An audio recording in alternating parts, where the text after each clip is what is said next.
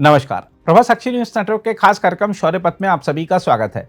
एक और भारत लगातार विभिन्न देशों के साथ संयुक्त युद्धाभ्यास कर अपनी सैन्य क्षमता को नया आयाम दे रहा है, तो दूसरी ओर मित्र देशों के साथ हो रहे रणनीतिक रक्षा करार भारत की सामरिक शक्ति में ऐसी धार जोड़ रहे हैं जिसकी काट आज किसी भी विरोधी राष्ट्र के पास नहीं है।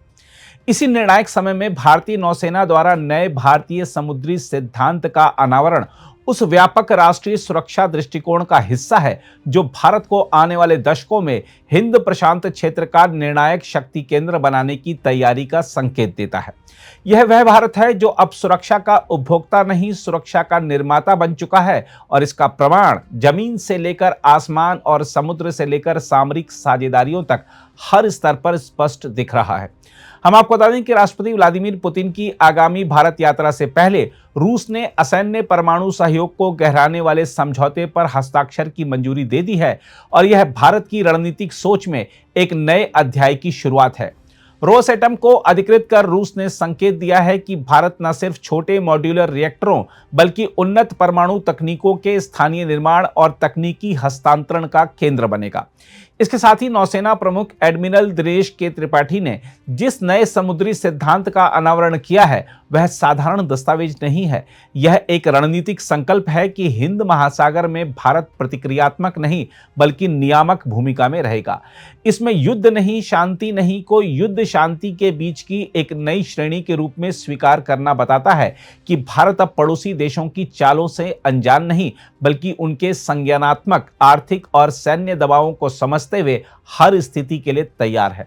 हम आपको बता दें कि भारतीय समुद्री सिद्धांत साइबर और स्पेस को युद्ध के प्रमुख आयाम मानता है, मानव रहित प्लेटफॉर्मों और स्वायत्त युद्ध प्रणालियों पर बल देता है, तीनों सेनाओं के बीच अभूतपूर्व संचालन स्तरीय एकीकरण चाहता है, हिंद महासागर को विकसित भारत 2047 का ऊर्जा व्यापार सामरिक पिलर घोषित करता है। स्पष्ट है कि भारत अब समुद्रों को सिर्फ व्यापार मार्ग नहीं बल्कि शक्ति प्रक्षेपण के मंच के रूप में भी देख रहा है। इसके अलावा इस समय चल रहे संयुक्त युद्धाभ्यास भारत की मित्रता नहीं बल्कि शक्ति का वैश्विक प्रदर्शन है।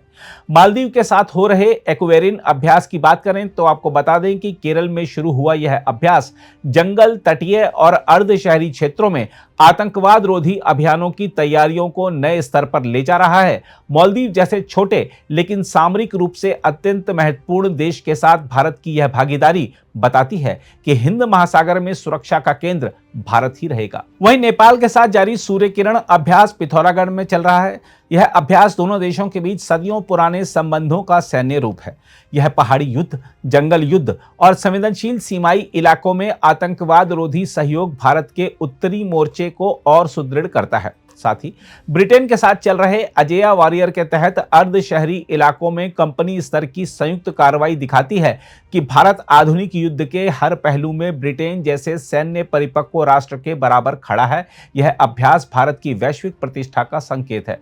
वहीं इंडोनेशिया के साथ चल रहे गरुण शक्ति अभ्यास में विशेष बलों की संयुक्त surgical strike, heliborne operation, drone CUAS तकनीक का इस्तेमाल संकेत देते हैं कि भारत अब इंडोनेशिया के साथ मिलकर दक्षिणी हिंद प्रशांत क्षेत्र में शक्ति संतुलन का नेतृत्व करेगा। इसके अलावा इजराइल से आपातकालीन प्रावधानों के तहत हेरॉन MK2 की अतिरिक्त खरीद स्पष्ट संदेश है कि भारत रिएक्शनरी नहीं बल्कि फ्यूचरिस्टिक युद्ध रणनीति अपना रहा है।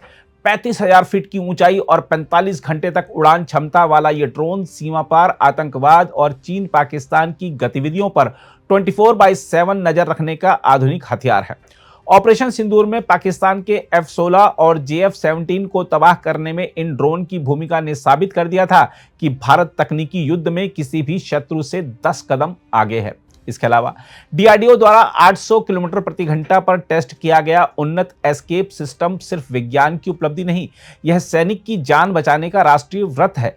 हर आधुनिक विमान में यह तकनीक भारतीय वायुसेना की मारक क्षमता को और निर्भय बनाती है। देखा जाए तो अब भारत उन गिने चुने देशों में शामिल है जो इस स्तर का परीक्षण स्वयं कर सकते हैं। यह आत्मनिर्भर भारत की असली तस्वीर है। बहरहाल भारत आज जिस दिशा में बढ़ रहा है वह स्पष्ट संकेत है कि उसकी रणनीति अब तटस्थ नहीं, निर्णायक है। रूस के साथ परमाणु ऊर्जा और रक्षा सहयोग, हिंद महासागर में भारतीय नौसेना का उभार, इजराइल से आधुनिक ड्रोन खरीद, डीआरडीओ की आत्मनिर्भर क्षमताएं, नेपाल, मालदीव, ब्रिटेन और इंडोनेशिया के साथ संयुक्त युद्धाभ्यास, ये सब मिलकर एक ही संदेश देते हैं कि भारत अब वह राष्ट्र नहीं जिसे धमकाया या डराया जा सके। यह वह शक्ति है जिसकी आहट मात्र से शत्रु की नींद उड़ जाती है। नया भारत शांति चाहता है, पर शांति की रक्षा के लिए युद्ध की हर तैयारी पूरी रखता है। यही है 21वीं सदी का उभरता भारत, साहसी, आत्मनिर्भर और सामरिक रूप से अजेय। अगर आप भी लेना चाहते हैं देश दुनिया की तमाम जानकारी तो आज ही सब्सक्राइब करें हमारे चैनल को। साथ ही नीचे दिए बेल आइकन को जरूर दबाएं ताकि हर अपडेट आप तक पहुंच सके।